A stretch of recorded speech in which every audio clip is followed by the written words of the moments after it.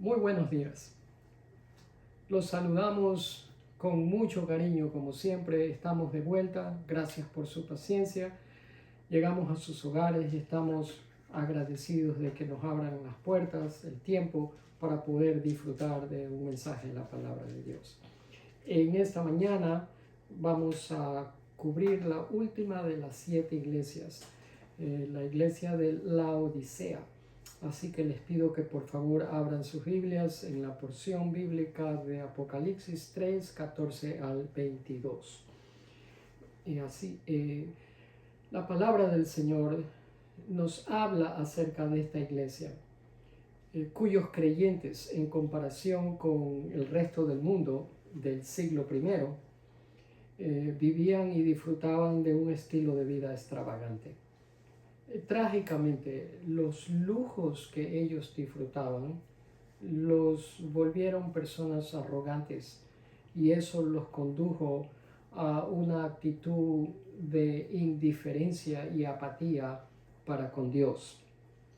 Un pero más bien un activista político irlandés, George Bernard Shaw, dijo, y estoy de acuerdo con él: el peor pecado hacia nuestros semejantes no es odiarlos, sino tratarlos con indiferencia. De acuerdo a él, lo opuesto al amor no es el odio, sino más bien la indiferencia o la apatía. Eso es bien ofensivo. Una cosa es ser indiferente para con el jefe suyo en su trabajo, para familiares, para maestros, para predicadores, pero otra cosa muy distinta es ser apático e indiferente con Dios. La indiferencia, una indiferencia tibia para con Dios, no lo enoja a él, sino que le hace dar náusea. ¿Cómo lo sé? Porque en esta carta, que es la última que el Señor escribe a las iglesias en Apocalipsis, Él mismo lo dice. El Señor mismo lo está admitiendo, que la tibieza de estos creyentes de la iglesia de la Odisea le producía náusea. Apocalipsis 3, del 14 a 22, es una sección dirigida a una iglesia que se encontraba ubicada en una ciudad en donde probablemente a usted y a mí nos hubiera gustado vivir. La Odisea era un lugar prestigioso para vivir, era un centro de negocios, de inversiones, era un distrito financiero. Gente de mucho dinero y con diferentes negocios conducía sus transacciones de negocios en esta ciudad. Tanto dinero, tan rica era esta ciudad de la Odisea, que cuando el terremoto del año 62 después de Cristo la devastó, el emperador romano de entonces, Nerón, se ofreció darles ayuda económica para levantarla, reconstruirla, pero los habitantes de la Odisea le dijeron que no necesitaban ayuda económica de afuera porque ellos mismos la iban a edificar con sus propios recursos. No solamente que tenían mucho dinero, sino que era gente bien preparada en el sistema académico. En la Odisea había una escuela de medicina y especialistas en asuntos y enfermedades de los ojos. La Odisea tenía en esa universidad doctores que se dedicaban expresamente a la investigación científica, y de esa escuela de medicina salieron nuevos medicamentos para tratar males relacionados con enfermedades de los ojos. Por todo donde usted la mire, la Odisea era una ciudad, un sitio muy atractivo para vivir. ¿Qué sucede? Que la cultura era una cultura arrogante y sofisticada. Y los creyentes en Cristo de la iglesia de la Odisea se contagiaron con las actitudes de la cultura de la ciudad. Y por lo tanto el Señor, que se dirige a ellos a través de una carta, expone la verdad que ni ellos mismos podían ver. Observe la ironía del asunto. La Odisea tenía científicos, médicos en su escuela de medicina especializados en enfermedades de los ojos, pero ellos mismos eran ciegos y no podían ver su propia condición espiritual delante de Dios. Así sucede. Se dejaron llevar por su apariencia externa, que lucían exitosos, prestigiosos, prósperos, inteligentes. Pero la palabra es bien clara en 1 Samuel 16:7, cuando dice que Dios ve no como el hombre ve, pues el hombre mira la apariencia exterior, pero el Señor mira el corazón. ¿Qué quiere decir esto? Que el Dios soberano de la Biblia, el Dios Yahvé, Él sabe, conoce y ve absolutamente todo. Y aunque usted y yo o cualquier otra persona podríamos dejarnos llevar por apariencias y dejarnos impresionar por cómo luce la persona exteriormente, el Señor no estaba nada impresionado con los creyentes de esta iglesia, porque habían puesto su dependencia en las riquezas y en el disfrute de ellos y en el amor por sus inventos y por sus adelantos. Y por lo tanto crearon en ellos una actitud de orgullo, de arrogancia, de indiferencia que los llevó a una tibieza que a la vez produjo náusea a nuestro Señor. La carta, esta parte de Apocalipsis 3, del 14 al 22, abre con el Señor Jesucristo mismo presentándose a sí mismo al pastor de la iglesia de la Odisea, al mensajero de esa iglesia. Y el Señor, al presentarse a sí mismo, lo hace utilizando tres expresiones. Veamos. Apocalipsis 3:14 dice: este es el mensaje de aquel que es el Amén. Ese es un nombre. Podríamos decir que el versículo continúa diciendo: este es el mensaje de aquel que es el testigo fiel y verdadero. Número 2.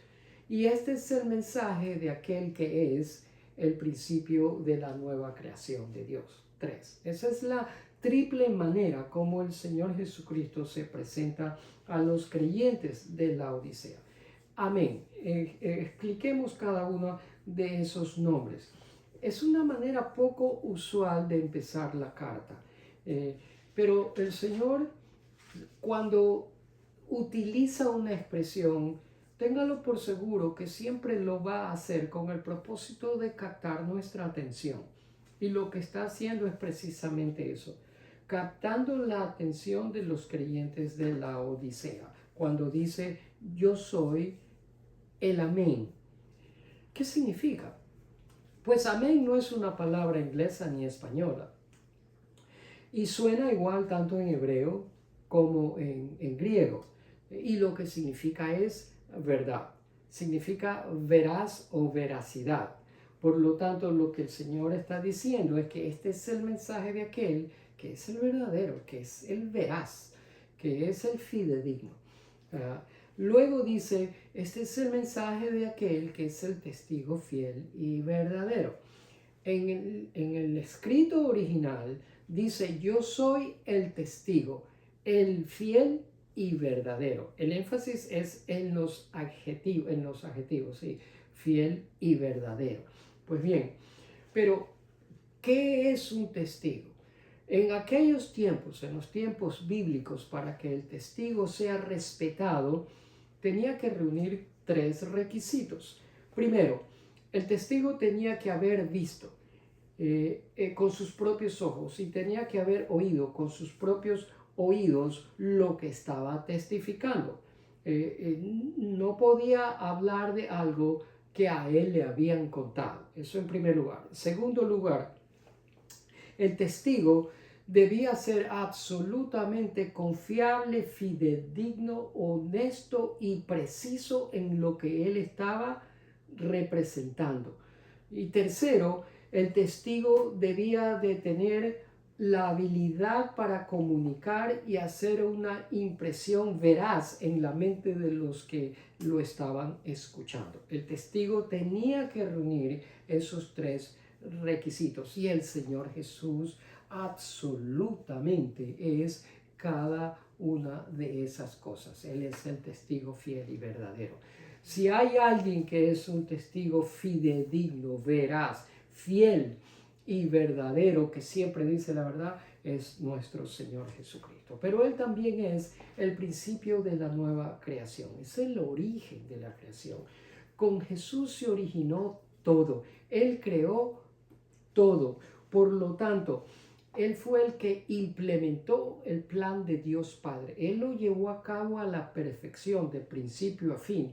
Y lo que el Señor Jesús está tratando de establecer aquí, cuando dice que Él es el principio de la nueva creación de Dios, es que Él, como soberano creador de todo, tiene autoridad y derecho para evaluar a cualquier iglesia, la suya a la cual usted asiste y la mía a la cual yo asisto y a la de los creyentes de la Odisea en el primer siglo también.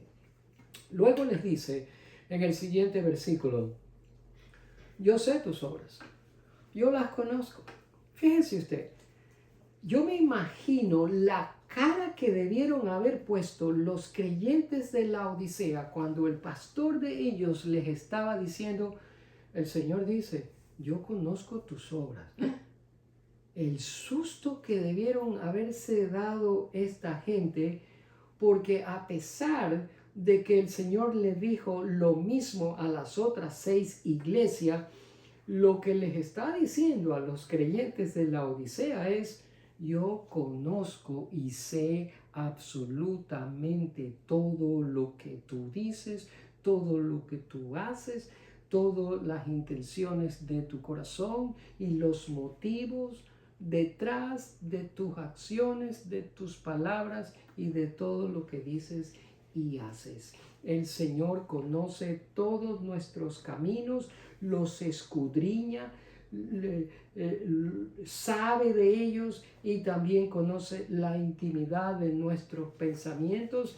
No hay sitio donde nosotros nos podamos esconder de Dios. Si fuéramos allá, Él está allá. Si fuéramos acá, Él está acá. El Salmo 139 nos habla de eso. Él conoce todo de todos. Tremendo el Señor. Así que Jesús conoce los motivos, el Señor conoce no solamente lo que hacemos, sino también las razones detrás de las cosas que hacemos, de nuestras acciones. Y conoce los resultados de esas acciones incluso antes de que sucedan. Conoce los pensamientos antes de que lleguen a nuestra mente. Dios Yahvé conoce absolutamente todo. En los versículos 15, en este que usted está viendo en su pantalla, y en el 17, el Señor les hace una evaluación de la condición en que se encontraban los creyentes de la iglesia de la Odisea. Y les dice, yo conozco tus obras, yo sé tus obras, que no eres ni frío ni eres caliente. Ojalá fueras frío o caliente. Fíjense usted, en otras palabras, lo que el Señor Jesús les está diciendo, preferiría que mejor fueras apático e indiferente, frío con las cosas espirituales. Preferiría que abiertamente declararas que no crees en las Escrituras. Preferiría que abiertamente dijeras que no crees en el Dios viviente. O preferiría que seas caliente, efervescente y emocionado y vibrante por las cosas que tienen que ver conmigo, tu Dios, con las cosas espirituales. Preferiría lo uno o lo otro, pero tibio, apático, indiferente. Eso no le gusta a Dios y se los está diciendo. Fíjense el versículo 15. Dice, yo conozco, yo sé tus obras. A mí no me engaña nadie. Yo sé. Y el versículo 17, cuando les evalúa la condición espiritual de ellos, les dice, porque dices, soy rico, me he enriquecido y de nada tengo necesidad. Y no sabes. ¿Sí ve? El Señor les dice, yo sé, pero tú no sabes. ¿Se da cuenta usted? Nosotros no sabemos nada. Ni siquiera nos damos cuenta a veces de nuestra propia apatía e indiferencia hacia Dios cuando el Señor Jesús ya lo sabe. Y Él se los dice, yo conozco, tú no conoces. Jesús les expone las cosas a las cuales ellos estaban ciegos y ni se habían dado cuenta. El Señor les dice, yo sé tus obras, yo las conozco, pero tú no sabes que eres un miserable, digno de lástima, pobre, ciego y desnudo. Eran un grupo de creyentes, ¿cómo diría yo?, de mucho dinero, afluentes, sofisticados, orgullosos de sus profesiones y sus logros. Habían una buena educación, era gente que se vestía bien, hablaba bien, confiaban en lo que ellos mismos hacían con sus propias manos. Y no eran ni fríos, y tampoco eran calientes, eran tibios e indiferentes para con Dios. Y Dios detesta eso. Eso le da náusea a Dios. La gente de la Odisea entendía bien el mensaje y las palabras de Jesús cuando les dijo que no eres frío ni caliente, eres tibio y por eso me das náusea. Ellos entendían muy bien. Cuando el pastor les leyó esta carta, ellos me dijeron, ¿y esto de qué se trata? ¿Qué es lo que está tratando de decir? Les explico por qué. Habían 3 ciudades que estaban cerca la una de la otra. Una de ellas era la Odisea. Las separaban unas 5 millas, unos 7 kilómetros de distancia una de la otra. La Odisea era una, Colosas era la otra y la tercera era Hierápolis. En ese orden, Colosas, Hierápolis y la Odisea. Estaban como 3 en rayas e iban en ascenso, estando la Odisea, la última de las 3 en el sentido geográfico, estoy hablando, y era la que estaba a una mayor altitud. Tenga en mente ese dato porque es importante. Colosas tenía corrientes o manantiales de agua fría, era un agua refrescante, era un agua deliciosa en su sabor. Hierápolis, por el contrario, tenía manantiales de agua caliente. Mucha gente iba y se bañaba en esos manantiales para encontrar alivio a sus dolores o enfermedades musculares. Pero el asunto con la Odisea era diferente. Como se encontraba a una altitud mayor a las otras 2, y el agua, usted sabe que por efecto de la gravedad no puede ir para arriba, sino que el agua va para abajo, entonces no les llegaban ninguno de estos 2 manantiales, ni los manantiales de agua fría, ni los manantiales de agua caliente. Entonces, ¿qué hicieron? Esta gente era muy creativa, ya se los acabo de decir. Tenían mucho dinero y eran muy inteligentes. Construyeron acueductos. Y acueductos para llevar agua desde los manantiales de estas 2 ciudades, Hierápolis con agua caliente y Colosas con agua fría. El asunto era que cuando los acueductos que llevaban el agua fría y el otro que llevaba el agua caliente llegaban a la ciudad de la Odisea, el agua fría ya no estaba fría, ya estaba tibia. Y el agua que era bien caliente ya no estaba bien caliente, estaba también tibia. Entonces, cuando la probaban, causaba náusea. Por lo tanto, ellos tenían que darle un tratamiento al agua para evitar el náusea y el vómito que causaba el tomar esa agua que estaba tibia, no era ni fría ni caliente. Por eso es que cuando el Señor les dice que no eran ni frío ni caliente, esta gente sabía muy bien lo que el Señor les estaba diciendo. Cuando usted toma un café, espero que o lo toma caliente o lo toma frío. Hoy en día la gente le gusta el café frío. Para mí eso es algo que no puedo pasarlo, lo prefiero caliente. Lo mismo el té, o vende el té frío o a su preferencia, té caliente.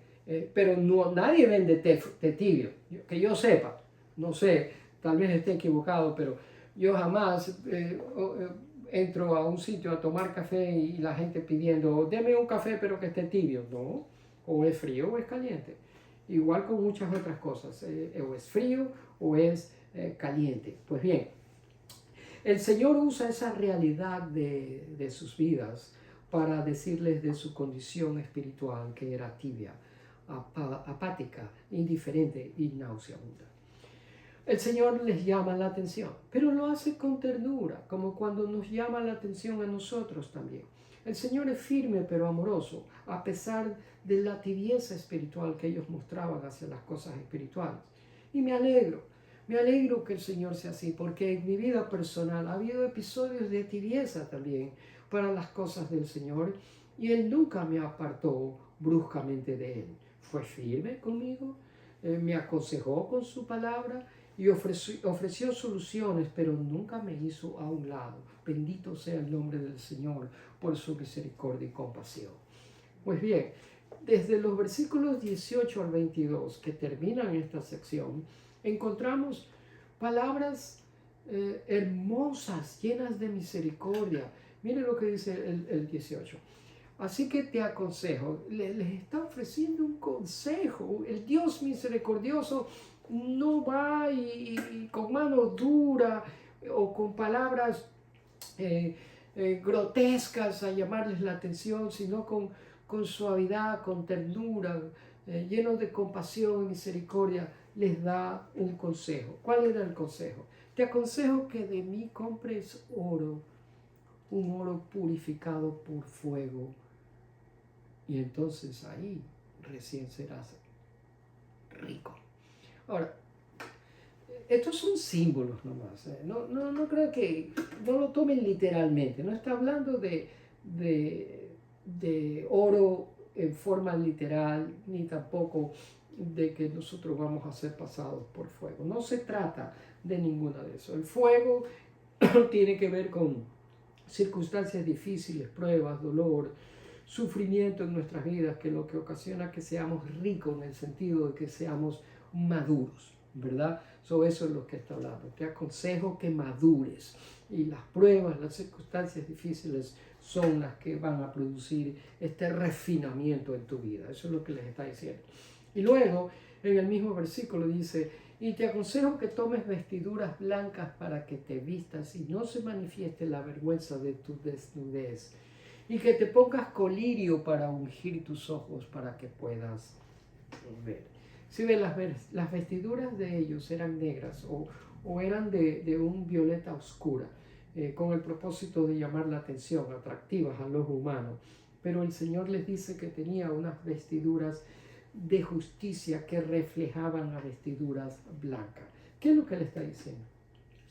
Vengan a mí, les dice, y yo los justificaré delante del Padre. Eso es lo que les está diciendo. Es decir, que cuando nosotros venimos al Señor Jesucristo, Él nos declara justos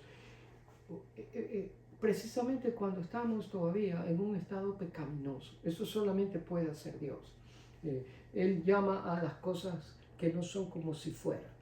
Venimos al Señor y Él toma ese acto de fe nuestro para justificarnos cuando todavía estamos en nuestra plena condición pecaminosa.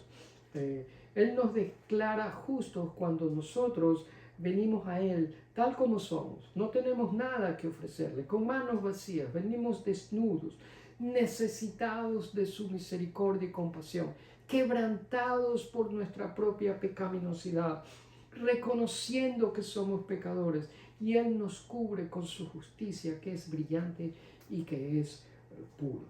Y luego utiliza colirio. Era una medicina inventada por ellos mismos en la escuela de medicina de la Odisea, y hace una referencia a ungir los ojos para que puedan ver. Recuerde que ni siquiera sabía, porque no conocían nada y no sabían que estaban desnudos, que eran ciegos, viviendo vidas ciegas. En el versículo 19, el Señor les dice, yo reprendo y disciplino a todos los que amo. Sé, pues, celoso y arrepiéntete. Esto es lo que hace un padre con su hijo. No porque lo odia, lo detesta o es un mal padre. Un padre que disciplina a su hijo, le enseña a su hijo, es un buen padre. Y lo hace con su hijo. Yo no he visto nunca a un padre disciplinando a un extraño. Eso no sucede, así no trabajan las cosas.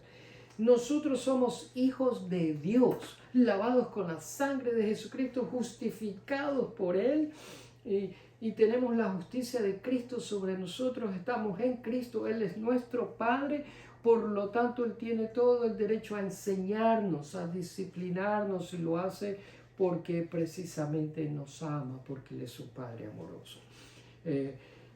Y luego le dice que les da la solución. ¿Cuál es la solución? Lejos de vivir una vida llena de orgullo, sofisticada, dependiendo de nuestros propios recursos, talentos, habilidades, riquezas y prosperidad, el Señor le dice, la solución es volverte a mí. Arrepiéntete, le dice, que yo te ayudaré a tomar el siguiente paso. Luego en el versículo 20 al 22 les dice algunas cosas. Y lo que les dice en estos 3 versículos para terminar es que les da 3 declaraciones que son a manera de invitación y de aplicación. Así que aquí viene la aplicación y con esto termino. Nos invita el Señor y a la vez nos dice, aplícate esto en tu vida. He aquí, yo estoy a la puerta y llamo. Si alguno oye mi voz y abre la puerta, yo entro y cenaré con él y él conmigo. Al vencedor le concederé sentarse conmigo en mi trono. Tremendo esto. Como yo también vencí y me senté con mi Padre en su trono. Y termina diciendo, el que tiene oído, oiga lo que el Espíritu dice a las iglesias. Bien, 3 declaraciones a manera de invitaciones y aplicación. La primera, mi amado amigo, mi amado hermano, si el Señor Jesús está fuera de su vida, abra la puerta y déjelo entrar. Es bien claro lo que el Señor nos dice en su palabra. Yo estoy a la puerta y llamo. El que abre, si me deja entrar, yo entro y ceno con él. Si Jesús está fuera de su vida, si su vida es indiferente y apática hacia las cosas de Dios, abra la puerta que Él está tocando y déjenlo entrar. Número 2. Si Jesús está dentro de su vida, si usted ya está en el Señor, entonces denle el trono de su vida y déjelo reinar.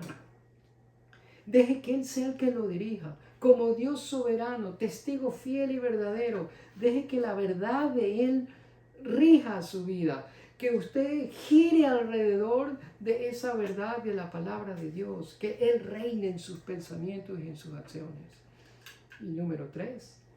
Si Jesús lo está convenciendo, redarguyendo acerca de algo que usted, a lo cual se está agarrando y tiene que soltarlo, entonces suéltelo, déjelo ir. No vaya a ser que el Señor Jesús mismo venga y le apriete su mano para que usted lo suelte. Hágalo voluntariamente. Si Jesús lo está convenciendo de que algo no está bien en su vida, déjelo ir. Es hora de hacer lo que el Señor nos está invitando a hacer a manera de aplicación en nuestra vida. Esto es lo que les dice a los creyentes de la iglesia de la Odisea y 2000 años después nos está diciendo a nosotros también. Cualquier cosa que sea, puede ser una preocupación, una angustia, una ansiedad, una enfermedad, una dolencia, una escasez, alguna situación que le esté molestando, déjelo ir, suéltelo. Permita que el Señor se haga cargo de ello. El Señor lo convence y usted obedece. Incline su rostro para orar.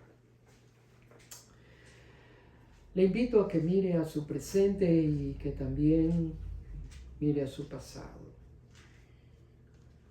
Puede recordar un día en que usted se puso a cuentas con Dios en lo que respecta a su futuro eterno. Poniéndose a cuentas con Dios a través de lo que usted acaba de oír puede hacer la diferencia en su vida. Así que le animo a que lo haga en este momento. Lo que está entre usted y una eternidad con Dios dependerá de lo que usted vaya a hacer con Cristo. Hoy es el día de volvernos al Señor. Hoy es el día de cambiar de dirección. Padre, gracias por tu verdad. La hemos oído a través de tu palabra. Ella nos libera de apariencias y engaños y nos permite vivir en el plano de la verdad. Oro que tú liberes a toda persona que aún no ha venido a Cristo de esa vida de vacío, de soledad, de indiferencia, de tibieza para las cosas tuyas. Tráelos por tu gracia a tu Hijo Jesucristo. Y a todo aquel que ya está en ti, Señor, que esa chispa, que esa llama que está ahí dentro, vuelva a encenderse de tal manera que viva de una manera efervescente, apasionada y vibrante por las cosas tuyas. Que sea caliente, que sea apasionado por lo que tú amas. Oro, mi Dios, que tú redargullas nuestros corazones y mentes a lo largo de esta semana con las palabras que hemos oído, que tú llevaste a la iglesia de la Odisea y nos dices a nosotros también ahora. Te presentamos nuestras necesidades. La primera, dejarte entrar y reinar en nuestras vidas y que nuestro corazón sea el trono donde tú vivas y residas y tomes las decisiones que nosotros deberíamos de tomar. Guárdanos de todo mal, líbranos de todo peligro en esta semana que empieza. Sé tú cuidándonos, protegiéndonos a nosotros, nuestras esposas, hijos, nuestros nietos, familia extendida, mi Dios. Que tu presencia y tu paz en esta semana sean una realidad en la vida de cada uno de nosotros. Nos acercamos a ti por fe, creyéndote, sabiendo que tú nos has hablado y que nos volveremos a ti para hacer lo que tú nos mandas a hacer.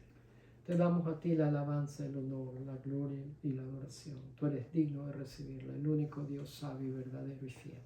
En el nombre de Jesús te damos gracias, Padre. Amén y amén. Gracias por haber compartido con nosotros estos minutos. Por favor, compartan el enlace y si el Señor nos permite, por su gracia, estaremos con ustedes la próxima semana. Hasta entonces, mi esposa y yo les deseamos que tengan una excelente, feliz y bendecida semana.